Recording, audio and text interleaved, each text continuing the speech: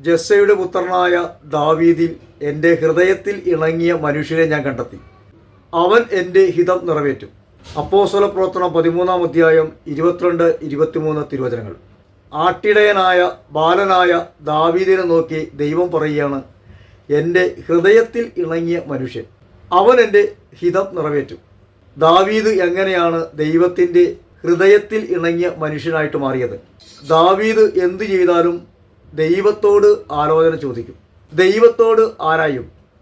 അതുകൊണ്ടാണ് ദാവീദിനെ നോക്കി ദൈവം പറഞ്ഞത്, എൻ്റെ ഹൃദയത്തിൽ ഇണങ്ങിയ മനുഷ്യൻ.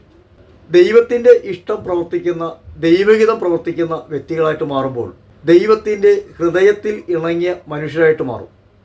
കർത്താവേ കർത്താവേ എന്ന് വിളിച്ചപേക്ഷിക്കുന്നവനല്ല, എൻ്റെ സ്വർഗസ്ഥനായ പിതാവിൻ്റെ ഇഷ്ടം നിറവേറ്റുന്നവനാണ് സ്വർഗരാജ്യത്തിൽ പ്രവേശിക്കുക.